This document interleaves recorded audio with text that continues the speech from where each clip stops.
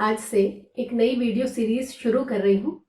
मैंने अपने रिसर्च के लिए रिसर्च मैथोडोलॉजी सब्जेक्ट को पढ़ा और वही नॉलेज आसान भाषा में आज मैं आप सबके साथ शेयर करूंगी। रादर कुछ कॉन्टिन्यूएशन में कुछ जो जितने भी इम्पोर्टेंट टॉपिक्स हैं उनके वीडियो बनाने की कोशिश करूंगी और इसमें मैं एग्जाम्पल्स कंप्यूटर साइंस और साइबर सिक्योरिटी के लूंगी ताकि आपको इसका एक्स्ट्रा बेनिफिट मिल सके। सबसे पहले सवाल उठता है कि रिसर्च मैथोडोलॉजी जरूरी क्यों है। रिसर्च मैथोडोलॉजी एक सब्जेक्ट नहीं है बल्कि ये हमारे रिसर्च की बैकबोन होती है। अगर हमें यानी कि रिसर्चर को मैथोडोलॉजी की अच्छे से समझ हो जाए तब रिसर्च की जो कंप्लीट जर्नी है वो आसान हो जाती है।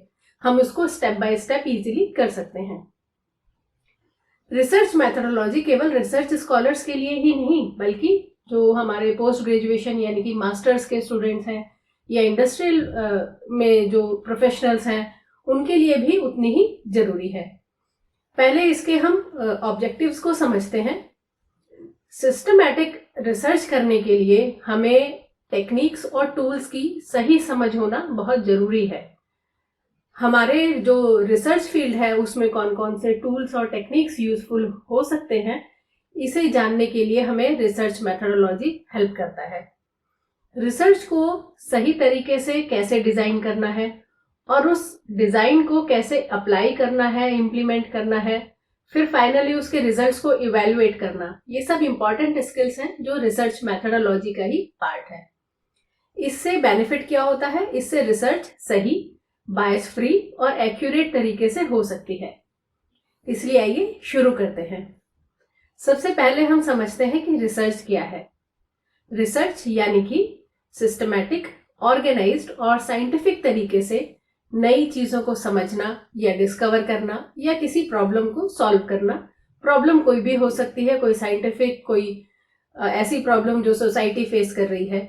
रिसर्च एक आर्ट है सिस्टमैटिक और साइंटिफिक इन्वेस्टिगेशन की।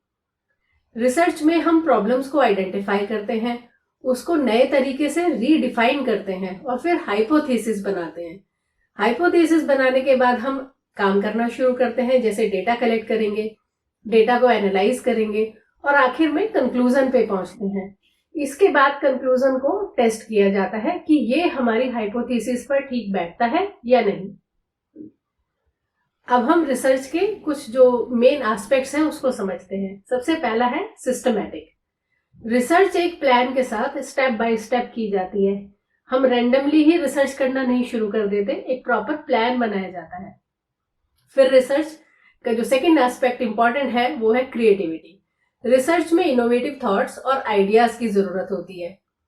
फिर ये हमारी एविडेंस बेस्ड भी होनी चाहिए। इसलिए रिसर्च में डेटा और फैक्ट्स की बहुत ज्यादा वैल्यू है क्योंकि पूरी रिसर्च इन्हीं के ऊपर बेस होती है, ना कि जो हमारे सिस्टम में कुछ मान्यताएं चल रही हैं या कुछ कल्चर में मान्यताएं होती हैं उसके ऊपर। एंड ये बायस फ्री होनी चाहिए। किसी भी तरह का कोई भी बायस रिसर्च में हमारे नहीं होना चाहिए। एंड मोस्ट इंपॉर्टेंट इज ये वेरीफाइबल यानी रिप्लिकेबल हो। जो भी रिसर्च हमने किया है उसको दूसरे रिसर्चर्स रिप्लिकेट कर पाए, वो सेम मेथड यूज करके दूसरे रिसर्चर्स को सेम रिजल्ट मिलना चाहिए, तभी हम कहेंगे कि हमारी रिसर्च प्रॉपर है, साइंटिफिक है। रिसर्च का मतलब है सही डेटा, एविडेंस और क्रिएटिव सोच के साथ प्रॉब्लम का हल ढूंढना। यह सिस्टमैटिक, क्रिएटिव, एविडेंस बेस्ड और बायस फ्री होना चाहिए। सो ये कुछ इंपॉर्टेंट पॉइंट्स थे रिसर्च मैथोडोलॉजी के। आज के लिए इतना ही।